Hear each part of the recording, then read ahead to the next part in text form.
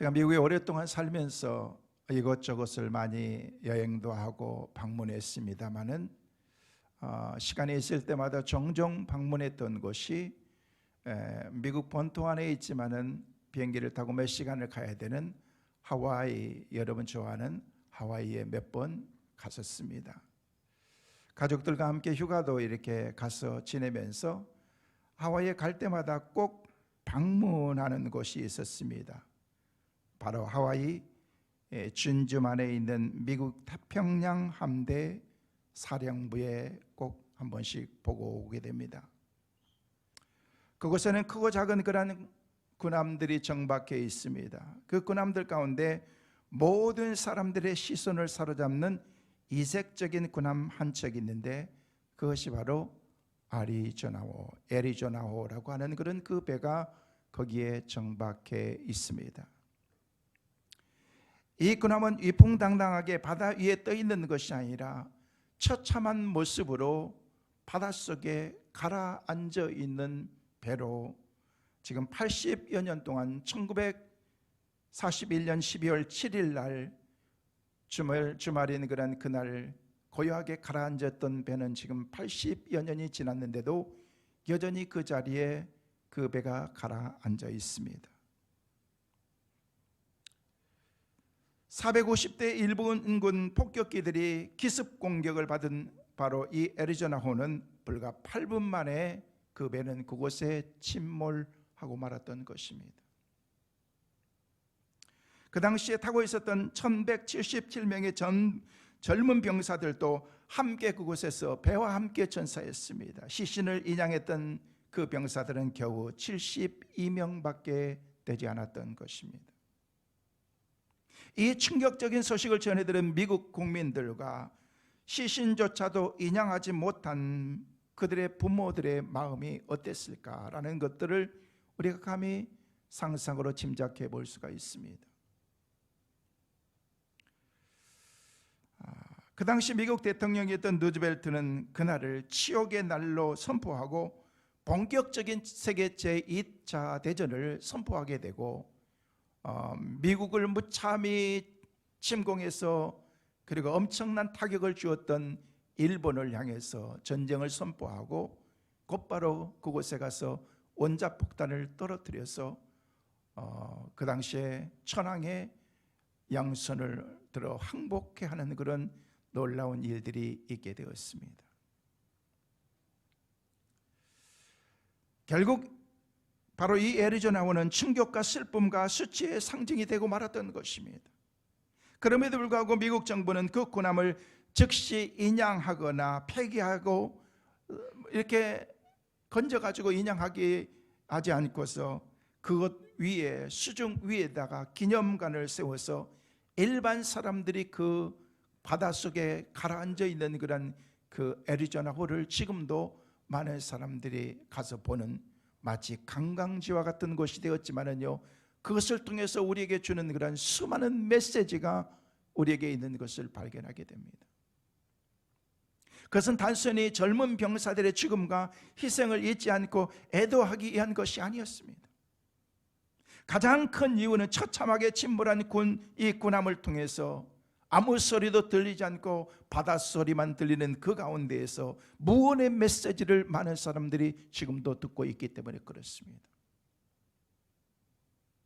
그래서 많은 병사들이 그곳에 수장되어 있고 그들을 기념하는 기념비만 이름들만 1000여 명이 넘는 그런 그 많은 사람들의 이름이 그곳에 빽빽하게 기록이 되어 있는 것을 보게 됩니다.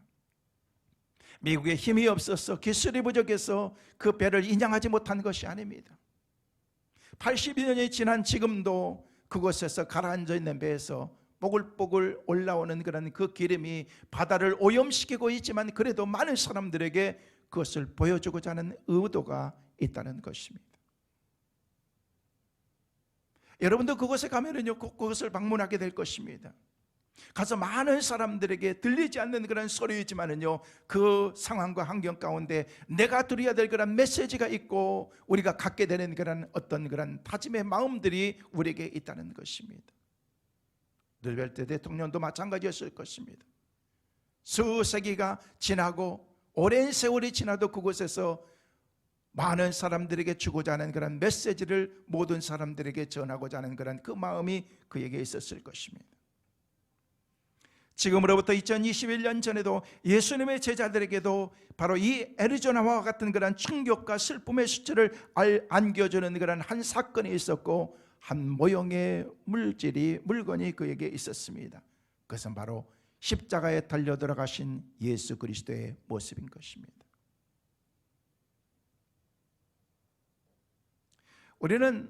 우리가 잘 아는 이순신 장군, 존경하는 그런 인물이죠. 충무공 이순신 장군. 우리는 노량해전에서 그가 얘기하기를 나의 죽음을 적에게 알리지 말라라고 그렇게 얘기를 했습니다. 죽어가면서도 적에게 내 죽음에 대해서 알리지 말라고 그렇게 얘기했었고, 그래서 우리는 그 위인에 대한 그런 자랑스러운 존경하는 그런 마음을 우리가 가지고 있습니다. 오랜 세월이 지났지만 그에 대한 그런 그 마음들이 우리의 마음속에, 그리고 우리의 후손들에게도 영원히 그 마음들을 우리는 간직하게 만들고 그것을 기억하게 만들고자 하는 그런 메시지인 것입니다. 그런데 베드로를 비롯한 제자들은 십자가에 돌아가신 예수님을 그들은 자랑하지도 존경하지도 않았습니다. 그 이유는 무엇 때문일까? 왜 그랬을까? 여러분, 성경 여러 곳에서 그에 대한 그런 사건을 우리에게 말씀하시는데, 구약 신명기 21장 23절 말씀에 우리에게 분명히 말씀하고 있습니다. 같이 보십니다. 그 시체를 나무 위에 밤새도록 두지 말고 그날에 장사하여 내 하나님 여호와께서 내게 기업으로 주시는 땅을 더럽히지 말라. 나무에 달린 자는 하나님께 저주를 받았음이니라. 여기 말씀해 보니까 나무에 달린 자는 이미 하나님께 저주를 받았다라고 그렇게 성경은 우리에게 말씀하고 있습니다. 나무에 달린 시체를 어떻게 처리하실 것인가에 대한 그런 말씀인 것입니다. 여러분, 당시에는 무거운 그런 죄를 범한 사람들에게는요, 무거운 형벌의 대가가 따랐고 사형제도가 있었습니다. 그 사형제도 가운데 무서운 제도 가운데 하나가 사람들을 이렇게 군중을 모아놓고서 그 가운데 세워서 돌을 들어서 그 사람을 때려서 그 사람이 온몸에 멍이 들고 피가 흘려서 죽게 하는 그런 사형제도가 있었습니다. 그런데 그보다도 더 잔인하고 무서운, 그리고 흉악범들에게만 그런 처형하게 하는 그런 그 제도가 바로 십자가에 처형하는 그런 일이었다는 거예요. 돌에 맞은 죽은 그런 사람들 가운데서 특별히 중죄를 지었던 사람들은요, 그 사람들은 시체를 수습해서 묻는 것이 아니라 그 시체를 나무 위에 달아놓고서 그냥 지나가는 새들이 그곳에서 와서 그 시체를 쪼먹도록 만드는 그런 무서운 형벌이 바로 이 죽음의 형벌 가운데 하나였던 것입니다.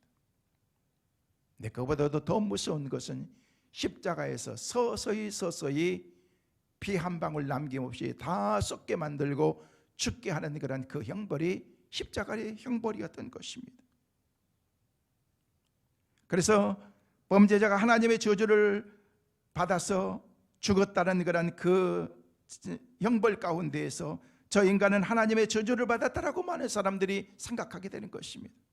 그리고 그 가족들은 평생 부끄러워서 고개를 들고 다닐 수가 없었던 것입니다. 그런데 하나님께서는 하필이면 나무로 된 그런 십자가에 예수님이 돌아가시도록 그렇게 만드셨다는 거예요. 그래서 제자들은 그 십자가를 부끄러워할 수밖에 없었던 것입니다. 예수님의 제자라고 하는 그런 그 자체가 그들에게는 때로는요, 부끄러움이었을 줄 모르는 것입니다. 때로는 우리도 그렇습니다. 우리가 자신만만하게 성경을 징을 끼고 내가 교회에 다닌다라고, 교회에 오늘 예배 드리러 간다라고 그렇게 말하는 것 자체가 때로는 우리의 삶의 환경이 우리에게 위협하면서 그것을 부끄럽게 만들기도 한다는 것입니다. 나는 교회에 다니는 장로예요, 집사예요, 권사예요 라고 그렇게 말할 수 있는 그런 자신감이 우리 가운데 있느냐는 거예요. 때로는 여러 가지 제재의 환경의 상황 가운데에서 우리가 예수 믿는 것 자체를 그렇게 주님의 제자들처럼 부끄러워할 때가 있다는 것입니다. 당시에 로마법이 생겨났기 때문에 십자가에 대한 그런 부끄러움이 있었습니다. 그래서 마태는요, 마태복음 27장 22절 말씀에 우리에게 그렇게 말씀하십니다. 같이 보십니다. 빌라도가 이르되 그러면 그리스도라 하는 예수를 내가 어떻게 하랴? 그들이 다 이르되 십자가에 못 박혀야 하겠나이다. 많은 사람들이 예수님 주위에 찾아와서 예수님을 십자가에 못 박혀야 된다라고 그렇게 말하고 있는 것입니다. 그러자 빌라도가 어찌 믿냐, 그게 무슨 악한 일을 했느냐라고 질문하면서 나오는 장면이 그 뒤에 23절 말씀에 기록이 되어 있습니다. 같이 보십니다. 빌라도가 이르되 어찌 믿냐, 무슨 악한 일을 하였느냐. 그들이 더욱 소리질러 이르되 십자가에 못 박혀야 하겠나이다 하는지라. 이렇게 물었던 이유는 당시 로마법에 의하면요, 십자가의 형은 아무나 십자가에 처형당할 수 있는 게 아니었습니다.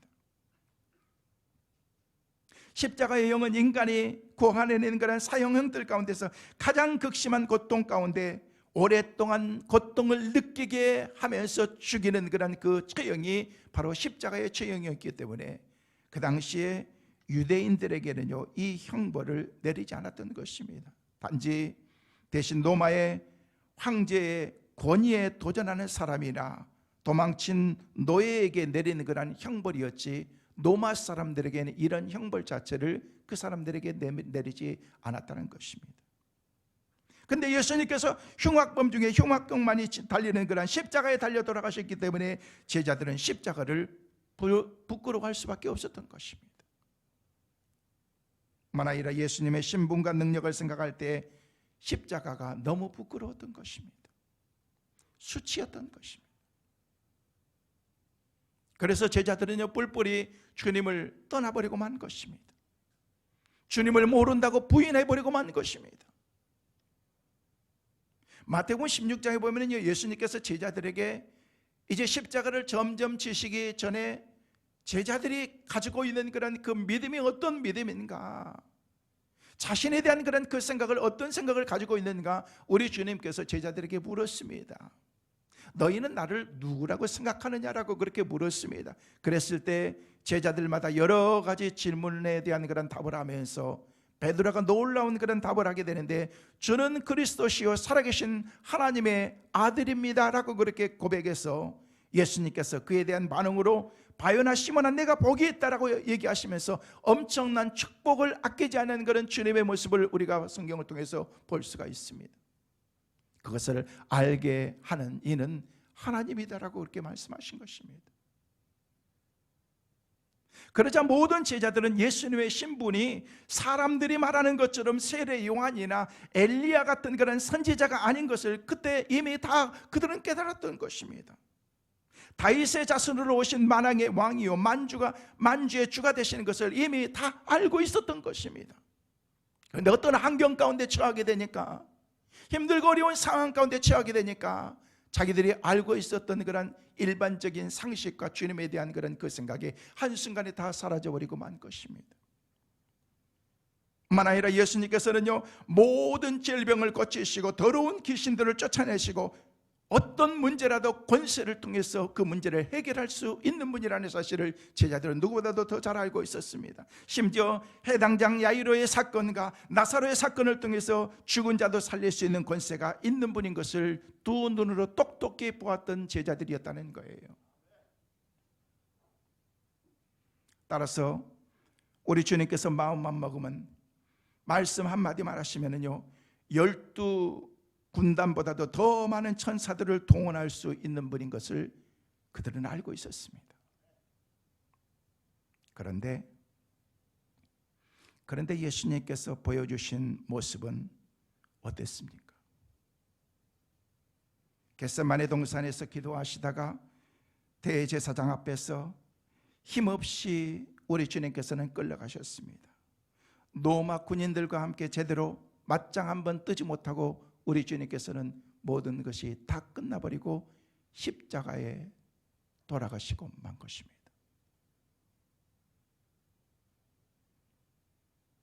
그런데 시간이 지나면서, 세월이 흘러가면서 사도행전 18장 말씀해 보니까, 이제 18장의 사도행전 말씀해 보니까 그 삶 가운데 그들이 변화되는 그런 모습이 기록되어 있는데, 제자들의 모습이 완전히 180도 달라지는 제자들의 모습을 발견할 수가 있는 것입니다. 그들은 더 이상 십자가의 사건을 슬퍼하거나 부끄러워하지 안 했습니다. 감추려고 하지도 않았습니다.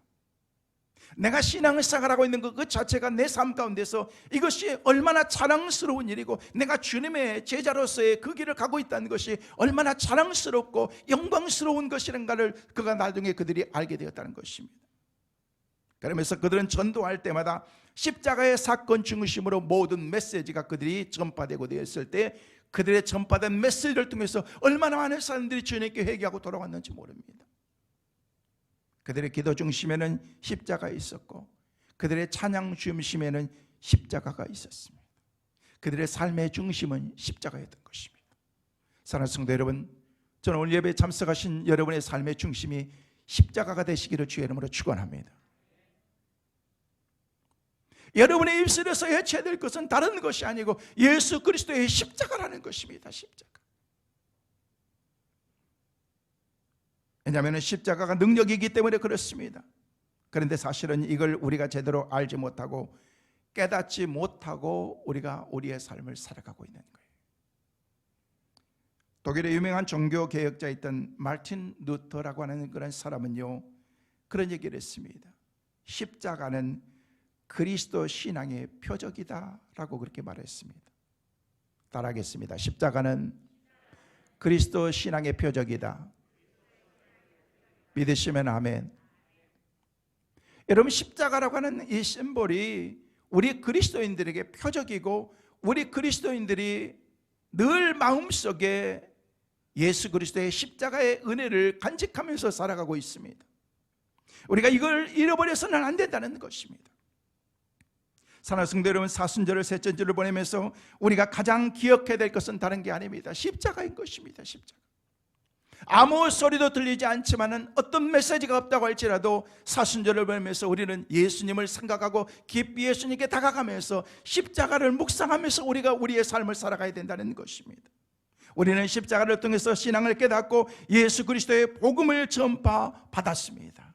그래서 십자가는 능력이고 십자가는 바로 축복이라는 것입니다. 그렇다면 과연 십자가는 우리에게 어떤 능력이 있는가? 요한복음 3장 14절에서 16절 말씀해 보니까 십자가의 능력에 대해서 우리에게 말씀하고 있습니다. 같이 보십니다. 모세가 광야에서 뱀을 든 것 같이 인자도 들려야 하리니 이는 그를 믿는 자마다 영생을 얻게 하려 하심이니라. 하나님이 세상을 이처럼 사랑하사 독생자를 주셨으니 이는 그를 믿는 자마다 멸망하지 않고 영생을 얻게 하려 하심이라. 할렐루야. 우리는 십자가를 통해서 영생을 얻는다라고 그렇게 말하고 있는 것입니다.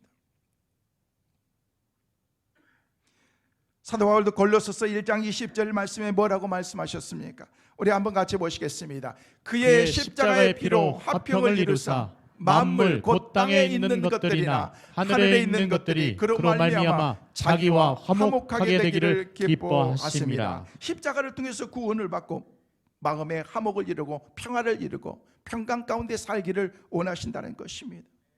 여러분, 시험 받을 때도요, 십자가를 통해서 하나님께서 우리 가운데 도움을 주시는 거예요. 우리가 말씀을 깨닫고 진리 가운데 거하면서 하나님의 말씀에 순종할 때 하나님의 약속의 말씀이 축복의 말씀으로 성취된다는 것을 우리가 믿어야 된다는 것입니다. 그래서 사도 바울은 복음은 인간의 능력이나 말, 지혜로 되는 것이 아니라 십자가의 그 능력을 전파함으로 이루어진다라고 그렇게 우리에게 말했던 것입니다.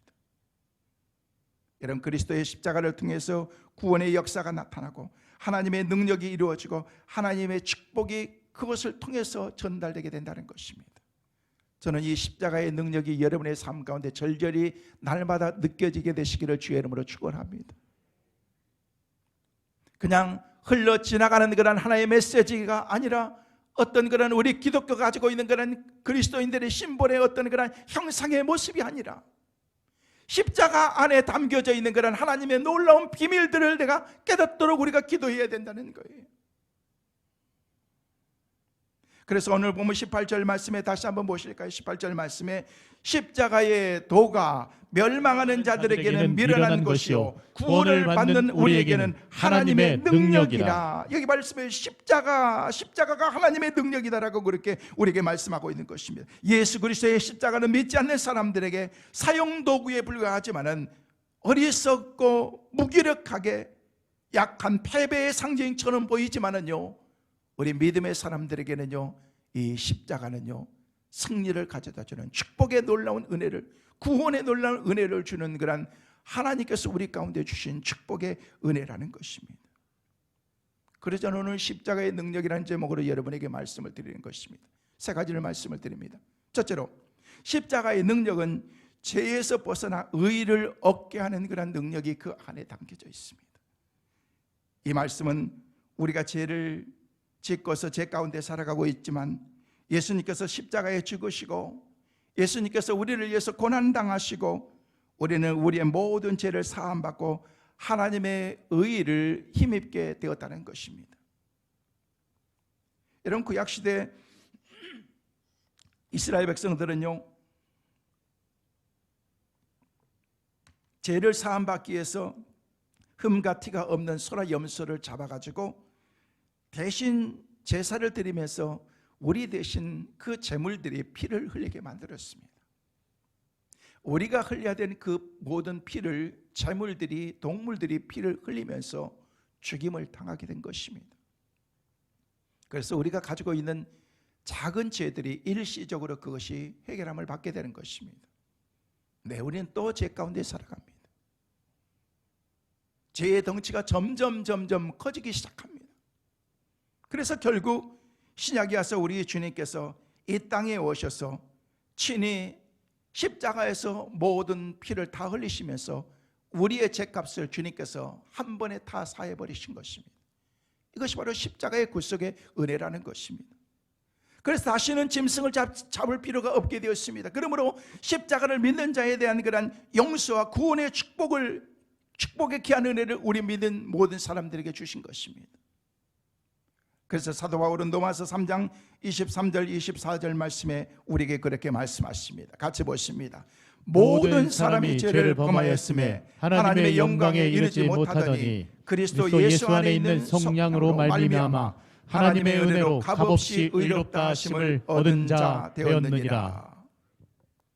예수님께서 십자가에 죽으심으로 우리는 의를 얻게 되고 구원을 받게 되었다는 거예요. 17세기 신학자였던 존 오웬이라는 그런 사람은요, 만약 그리스도가 십자가에 죽지 않았다면 결코 죄는 인간에게서 영원히 떠나지 않았을 것이다 라고 그렇게 말했습니다.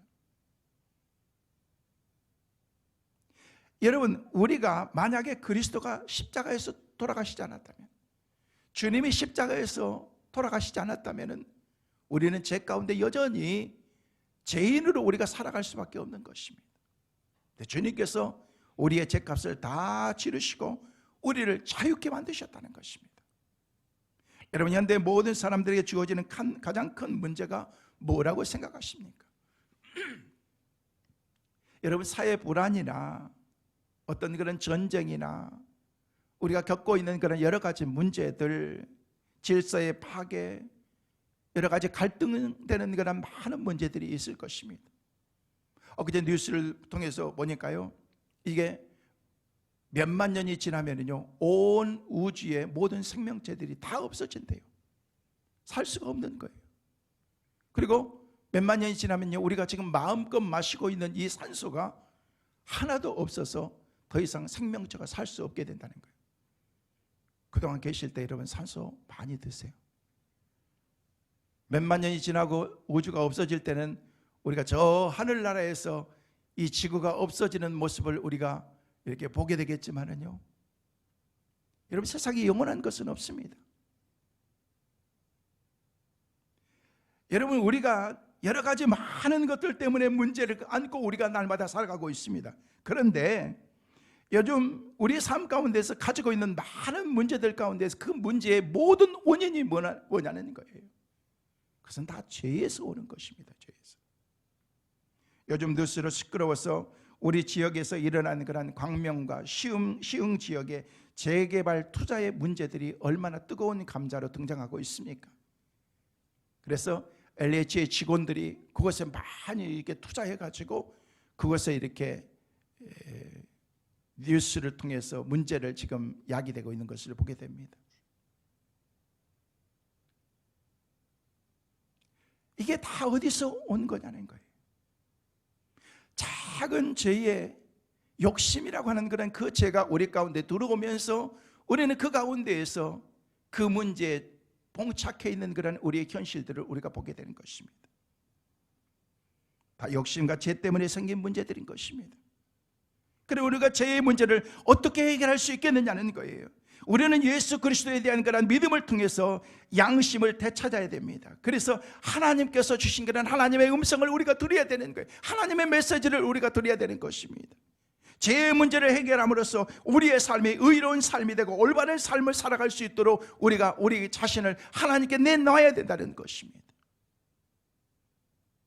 독일의 젊은 백작이었던 그런 한 젊은 백작이 십자가에 달리신 예수 그리스도의 초상이라는 그런 유명한 그림을 박물관에 가서 보게 됐는데요, 예수 그리스도가 십자가에 달려있는 그런 저 그림을 보면서 그가 마음의 감동을 받게 된 것입니다. 그러면서 한참 저 그림을 묵상하고 있는데, 물끄러미 바라보고 있는데 갑자기 그 그림에서 한 음성을 듣게 됩니다. 그 음성은 나는 너를 위해서 이렇게 고난을 당하며 내 몸을 주었건만 너는 나를 위해서 무엇을 하느냐라고 하는 음성이었던 것입니다. 그는 그 음성을 듣고 마음이 찔림을 받게 되고, 그리고 그는 자기도 모르게 땅바닥에 주저앉아서 그는 하나님께 이렇게 기도했습니다. 주님, 주님, 나의 죄를 용서해 주시옵소서. 나를 위해서 고통을 당했는데 나는 주님을 위해서 한 것이 아무것도 없습니다. 저를 용서해 주시옵소서. 이제 내 남은 생을 주를 위해서 살겠습니다라고 하는 그런 그 마음의 결단을 그가 가지게 된 것입니다. 이 사람이 유명한 바로 진센돌프라고 하는 사람입니다. 모라비안 선교사로서, 그리고 모라비안 교회를 세우고 많은 선교를 하면서 경건 운동을 일으켰던 신앙의 사람이었던 것입니다. 일반적으로 걸려있는 그런 그 그림이었지만, 성화였지만 그 성화를 통해서 하나님의 음성을 듣게 된 것입니다. 하나님의 음성을 듣는 순간 그의 삶이 놀랍게 변화되기 시작하는 것입니다. 이게 바로 십자가의 능력이라는 것입니다. 십자가가 우리에게 무엇을 의미하는지 그 의미를 깨닫고 그 진리를 깨달으면요, 우리의 생활이 막 달라지기 시작하는 것입니다. 저는 오늘 예배에 참석하고 이 영상을 통해서 예배하고 있는 사랑하는 성도 여러분 모두가 다 십자가의 능력이 여러분에게 꼭 체험되어질 수 있기를 주의 이름으로 축원합니다. 그래야 우리가 새로운 그런 하나님의 삶을, 우리가 하나님께서 원하는 삶을 살 수 있기 때문에 그렇습니다. 먹고 사는 문제만이 중요한 것이 아니라 우리의 시간과 우리의 청춘과 남은 인생을 주를 위해서 헌신하겠다고 하는 그런 삶의 결단과 믿음이 우리 가운데 있어야 된다는 것입니다. 제가 한 가지 말씀을 드리는데요, 이런 말씀을 제가 말씀을 드리는 이 말씀의 그 팩트를 여러분이 이해하십시오.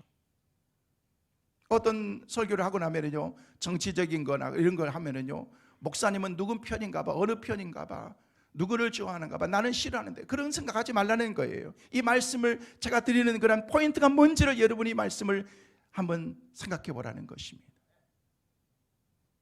여러분이 존경하기도 하고 아니면 매우 싫어할 수도 있는 분입니다. 우리 전직 대통령 가운데 대통령을 지냈던 전두환 대통령, 그의 아들이 둘이 있고 딸이 하나 있습니다.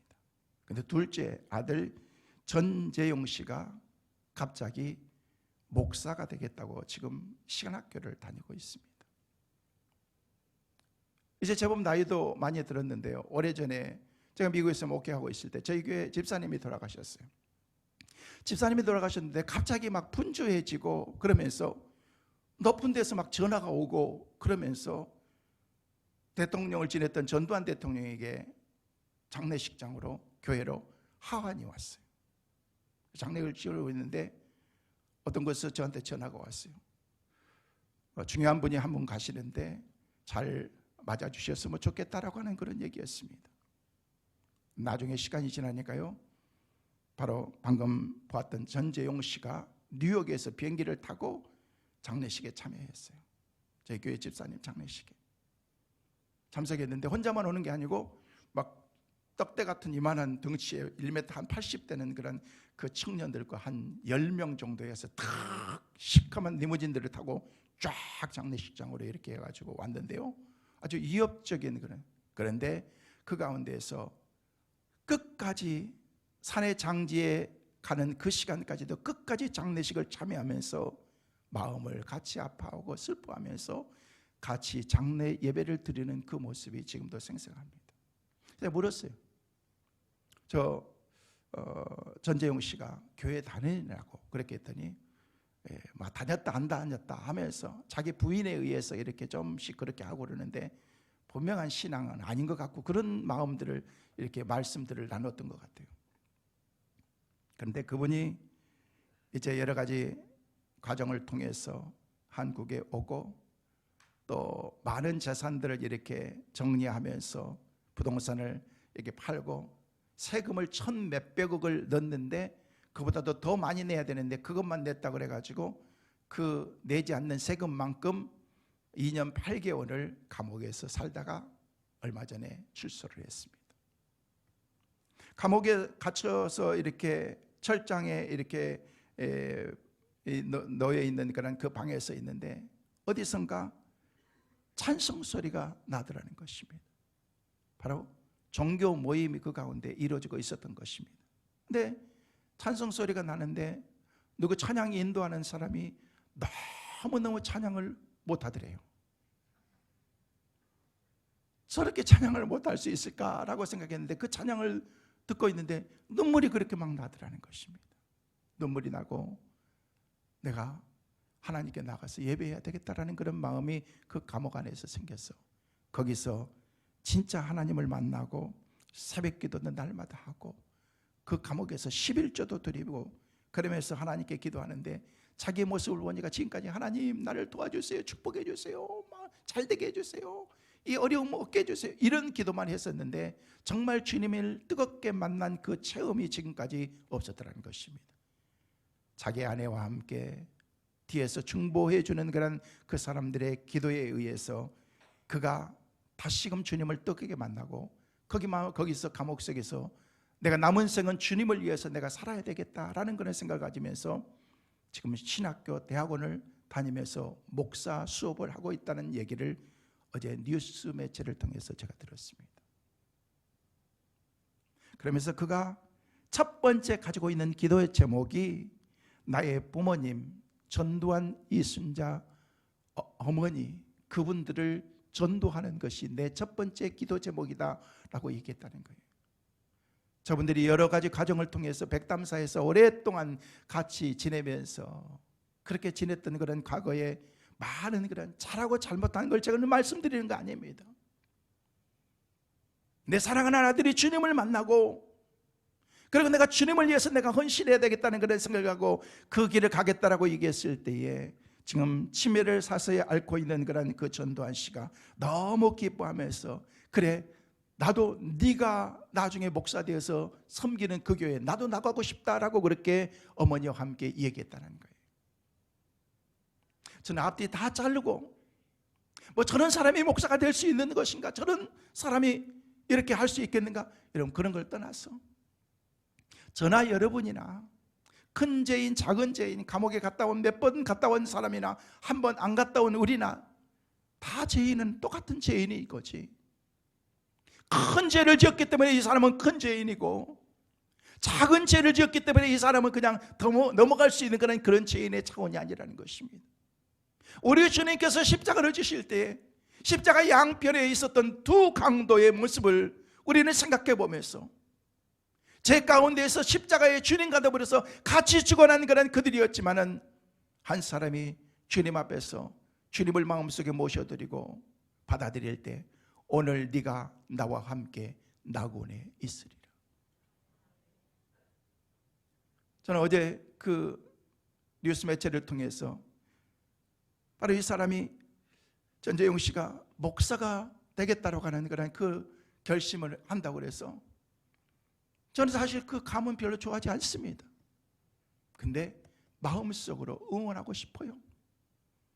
이혼을 몇 번이나 하고 결혼을 몇 번이나 하고 그랬는데도 우리 교단에서는 목사 한 수를 주지 않습니다. 그러나 다른 교단에서는 주기도 하고 그러는데 그게 그렇게 뭐가 중요하느냐는 거예요. 새롭게 변화받아서 하나님의 사역을 해서 그 사람들을 영혼을 주님 앞으로 인도할 수 있다면 지옥 갈 자기 부모님들을 인도해서 예수 믿게 만들고 그 사람 주위에 얼마나 많은 사람들이 있겠어요. 그러면서 제가 마음속으로 응원하고 싶어요. 잘해서 훌륭한 목사가 되어서 자기 가문을 다 예수 믿게 만들고 그 주위에 있는 사람들도 그렇게 만들 수만 있다면 얼마나 값진 일인가라는 그런 생각을 제 개인적인 그런 생각으로 해본 거지, 여러분이 그렇게 생각을 가지라는 얘기는 아닌 것입니다. 우리는 모든 사람들은 다 죄인인 것입니다. 하나님 앞에서 다 죄인이라는 것입니다. 우리가 모두 죄인이라고 할지라도 그러나 하나님 앞에 회개하고 예수 그리스도의 십자가를 믿고 그 십자가의 능력을 깨달으면요, 하나님께서 우리를 구원해 주시고 우리를 들어 쓰신다는 것입니다. 제가 자격이 있어서 목사가 됐습니까? 여러분은 자격이 있어서 장로가 되었고 권사가 되었습니까? 여러분은 자격이 있어서 하나님의 자녀가 되어서 지금 여기에 와서 앉아 계십니까? 아니잖아요. 우리 모든 사람들은 죄인이라는 것입니다. 이런 죄를 사해 주시기 위해서 우리 주님께서 십자가를 통해서 우리 가운데 주시는 은혜가 바로 하나님의 능력이라는 것입니다. 우리의 작은 죄, 큰 죄 할 것이, 여러분, 그것이 중요한 것이 아니라 주님께서 우리 가운데 베풀어 주신 은혜가 우리 가운데 중요한 것입니다. 예수 그리스도의 십자가에 가까이 나가셔서 십자가의 그 능력이 여러분 가운데 체험되어지는 은혜가 있게 되시기를 주의 이름으로 축원합니다. 두 번째로 십자가의 능력은 병에서 나음을 얻게 하는 능력이 그 가운데 있습니다. 그래서 베드로 사도는 베드로전서 2장 24절 말씀에 뭐라고 말씀하셨습니까? 같이 보십니다. 친히 나무에 달려 그 몸으로 우리 죄를 담당하셨으니 이는 우리로 죄에 대하여 죽고 의에 대하여 살게 하려 하심이라. 그가 채찍에 맞음으로 너희는 나음을 얻었나니. 그렇습니다. 그가 채찍에 맞음으로 우리가 나음을 입었다는 것입니다. 이 말씀은 예수님께서 십자가의 고난을 통해서 우리들에게 건강과 치유를 보장하시겠다고 하는 것은 하나님의 말씀인 것입니다. 사랑하는 성도 여러분, 우리 주님께서 우리를 건강으로 회복시켜 주실 줄로 믿습니다. 우리를 치유해 주실 줄로 믿습니다. 우리를 회복시켜 주실 줄로 믿습니다. 그런 하나님의 은혜가 우리 가운데 있게 되시기를 주의 이름으로 축원합니다. 우리는 고칠 수 없는 그런 고질적인 병과 같은 그런 생각이 든다고 할지라도 하나님께서 우리의 삶을 고쳐주신다는 것입니다. 저도 고쳐주시고 여러분도 고쳐주시고 육체도 고쳐주시고 영혼도 고쳐주시고 우리의 불신앙적인 그런 우리의 마음도 하나님께서 십자가의 은혜로 능력으로 우리를 고쳐주신다는 것입니다. 이런 은혜가, 이런 체험이 여러분에게 있게 되시기를 주의 이름으로 축원합니다. 그래서 시편 103편 2절 3절 말씀에 우리에게 그렇게 말씀하셨습니다. 같이 한번 보실까요? 시편 103편 2절 3절 말씀에 내 영혼아 여호와를 송축하며 그의 모든 은택을 잊지 말지어다. 그가 내 모든 죄악을 사하시며 내 모든 병을 고치시며 라고 그렇게 우리에게 말씀하고 있습니다.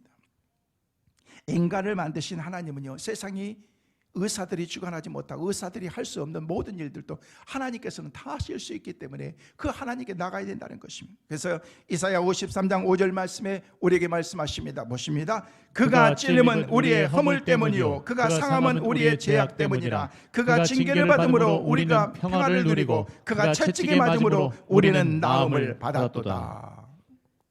예수님께서 채찍에 맞음으로 우리가 나음을 입고 치료받았다라고 그렇게 우리에게 말씀하고 있습니다. 그러므로 우리는 건강하게 살 수 있고 또 병들었다고 할지라도 하나님의 능력을 통해서 건강을 되찾을 수 있다는 것입니다. 어떻게? 십자가의 능력 앞에 나가기만 하면, 주님께 나가기만 하면. 주님은 어떤 분이십니까? 말라기 4장 2절 말씀에 우리에게 말씀하고 있습니다. 같이 보십니다. 내 이름을 경외하는 너희에게는 의로운 해가 떠올라서 치료하는 강선을 비추리니 너희가 나와서 애양간에서 나온 송아지같이 뛰리라. 할렐루야. 하나님의 이름을 부르는 사람, 예수님을 믿는 그런 사람에게는 의로운 해가 떠올라서 치료하는 강선을 비춰주셔서 질병을 낫게 만들고 우리의 삶을 치유해 주시고 회복시켜 주신 그런 하나님의 은혜가 우리 가운데 있다는 것입니다. 저는 여러분의 말씀을 통해서 이런 회복의 은혜가 있게 되시기를 주의 이름으로 축원합니다. 여러분의 가정이 회복되고 교회가 회복되고 한국교회가 회복되고 우리나라의 민족이 회복되어야 되는 것입니다. 경제도 회복되어야 되고 모든 것이 회복되어야 될 것들이 얼마나 많습니까? 사회가 세상이 점점 타락해가고 말씀을 드렸던 것처럼 이제 몇만 년이 지나면 온 우주가 다 사라질 것이라고 얘기하고 있는데 우리가 하나님께서 우리를 회복시켜 주시지 않으면 우리는 세상 가운데 살아갈 수가 없습니다. 그래서 하나님, 내 삶을, 우리 자녀들을, 우리 남편을, 내가 하는 묶여있는 이 모든 것들을 하나님께서 풀어달라고, 회복시켜달라고 하나님께 기도해야 된다는 것입니다. 하나님께서는요, 의사가 할 수 없는, 전문가도 할 수 없는, 내가 할 수 없는 모든 문제들을 하나님께서 해결해 주실 수 있기 때문에 그런 것입니다. 성도 여러분, 여러분이 가지고 있는 모든 질병, 문제, 풀 수 없는 모든 문제를 하나님께 맡겨서 해결함 받게 되시기를 주의 이름으로 축원합니다. 마지막으로 십자가의 능력은 사탄의 세력으로부터 승리케 하는 그런 능력이 있습니다. 골로새 2장 15절 말씀에 우리에게 말씀하십니다. 같이 보십니다. 통치자들과 권세들을 무력하여 드러내어 구경거리로 삼으시고 십자가로 그들을 이기셨느니라. 여기 통치자들과 권세자들이 누구입니까? 세상에 지배하고 있는 공중권세자본 악한 영들을 말하는 것입니다. 우리는 악한 영들에 사로잡히면요, 우리가 살아날 수가 없습니다. 우리를 무력화시키는 것이 사탄이기 때문에 그렇습니다. 그래서 요한복음 16장 33절 말씀에 예수님은 우리에게 뭐라고 말씀하십니다. 같이 보십니다. 이것을 너희에게 이르는 것은 너희로 내 안에서 평안을 누리게 하려 함이라. 세상에서는 너희가 환난을 당하나 담대하라. 내가 세상을 이기었노라. 할렐루야. 담대하시길 바랍니다. 이미 이긴 줄로 믿으시길 바랍니다. 우리 그리스도인들은 이미 다 게임이 끝난 싸움을 우리가 하고 있는, 승리한 싸움을 우리가 살고 있다는 것입니다. 이 약속의 말씀을 우리가 믿고 주님의 말씀을 붙잡고 나가는 것입니다. 요한일서 3장 8절 말씀에는 우리에게 뭐라고 말씀하십니까? 같이 보십니다. 죄를 짓는 자는 마귀에게 속하나니 마귀는 처음부터 범죄함이라. 하나님의 아들이 나타난 것은 마귀의 일을 멸하려 하심이라. 여기서 죄를 짓는 자는 누구에게 속한다? 마귀에게 속한다. 하나님의 아들이 나타나는 것은 뭐 하기 위해서 나타나셨다? 마귀의 일을 멸하기 위해서 나타났다는 거예요. 그래서 우리가 하나님을 믿고 의지하고 하나님을 바라보는 것밖에 없는 거예요. 그래야 우리가 살 수 있기 때문에 그런 것입니다. 그래서 여러분이 반석과 같은 큰 믿음을 가지고 주님 앞에 믿음으로 나가기만 하면 하나님께서 저와 여러분을 축복의 삶으로 인도해 주실 줄로 믿습니다. 로마 말기에 교부에 있던 아우구스티누스라는 그런 사람은요, 그런 얘기를 했습니다. 믿음은 그리스도인의 승리의 원천이다 라고 그렇게 얘기를 했습니다. 다른 게 우리 그리스도인들에게 승리의 원천이 아니고 승리할 수 있는 게 아니고 믿음이라는 것입니다. 믿음은 우리 삶 가운데에서 작은 믿음이 우리 가운데 들어오기만 해도 우리 삶 가운데 놀라운 역사를 막 일으키는 힘이 있기 때문에 그렇습니다. 그러면서 또한 승리자이신 예수님을 바라보는 사람은 승리자가 된다라고 그렇게 우리에게 말씀했어요. 어떻게? 믿음으로 바라보는 거예요. 믿음으로. 여러분, 세상에서 승리하기를 원하십니까? 믿음으로 주님을 바라보시길 바랍니다. 예수 그리스도의 십자가를 바라보시길 바랍니다. 그러면은 주님께서 환한 빛으로 찬란한 영광의 놀라운 주의 축복으로 우리를 인도해 주실 것입니다. 여러분, 덴마크 국기가 어떻게 생긴 줄 아십니까? 덴마크 국기는 이렇게 생겼습니다. 빨간 바탕에 십자가가 그려져 있습니다. 여러분, 보통 전 세계적으로 선진국이나 부강한 나라들을 보면요, 모든 국기에는요 십자가나 별이 거의 공통적으로 있다는 거예요. 사실 덴마크의 국기에 대한 그런 유래를 살펴보면요, 그 배경은 이렇습니다. 1219년에 그 당시에 알텐카라고 하는 그런 그 왕이 나라를 지배하고 있는 그때에 전쟁이 일어나서 자기의 수많은 병사들을 전쟁터로 보내는데 아무리 자기가 생각해봐도 그 전쟁에서 승산이 이길 만한 그런 상황이 아니었습니다. 왕으로서 이 전쟁에서 진다는 것은 왕으로서의 생명이 끝나고 모든 삶의 모든 것을 다 빼앗기고 죽임을 당하는 것입니다. 근데 그 가운데서 의지할 수 있는 분은 하나님밖에 없었던 것입니다. 그래서 하나님 앞에서 하나님께 모든 것을 맡기면서 하나님께서 도와주시지 않으면 우리는 전쟁에서 피할 수밖에 없습니다 라고 그렇게 간절히 기도하는데 갑자기 하늘에서 나타난 그런 그 십자가가 딱 보이면서 왕이 그 모습을 환상을 보는 순간 힘을 얻기 시작하는 것입니다. 그래, 하나님께서 우리를 도와주시면 우리는 이길 수 있는 거지 라는 그런 생각을 가지면서 전쟁에 나가게 되는데, 그 전쟁 가운데서 대승을 하게 됩니다. 여러분, 그때부터 전쟁에 나갈 때마다 빨간 천에 흰 십자가를 걸고서 그 전쟁터의 제일 앞에서 깃발을 흔들리면서 나갔던 그런 그 나라, 그 덴마크라는 그런 그 나라가 바로 그 국기가 나라의 국기가 된 것입니다. 십자가는 승리를 상징합니다. 십자가를 믿는다고 하는 그 사람이 세상에 나가서 실패한다면 그 사람의 믿음이 죄송하지만 잘못된 것입니다. 저는 여러분이 다 승리자가 되시기를 주의 이름으로 축원합니다. 십자가를 의지하면서 여러분이 날마다 하나님께서 부어주시는 능력이 여러분의 삶 가운데 충만할 수 있기를 주의 이름으로 축원합니다. 예수님은 가난이나 저주나 질병이나 마귀와 싸워서 결국 주님께서 승리하셨습니다. 세상 사람들은 예수님이 십자가에서 완전히 패배하는 것처럼 생각했지만 그렇지 않습니다. 십자가의 승리가 진정한 승리고, 십자가의 승리는 영원한 승리고, 십자가의 승리는 우리 모든 사람들을 살릴 수 있는 그런 축복의 승리이기 때문에 그렇습니다. 여러분, 우리 기독교는요, 안 될 듯 하다가도 되고, 죽을 것 같은 그런 상황 가운데서 다시 살아나고, 응답하지 못할 것 같은 그런 상황 가운데서 마지막으로 하나님께서 마지막에는 우리의 삶을 역전시켜 주신 하나님 줄로 믿으시길 바랍니다. 어떤 사람이요, 몸이 점점 쇠약해지면서 체중이 쫙 빠지면서 가보니까요, 나중에 자기 몸을 보니까요, 간염에다 신장염에다 당뇨병에다가 빈혈에다가 십이지장에다가 황달에다가 나중에 보니까요, 모든 질병을 다 가지고 있더라는 거예요.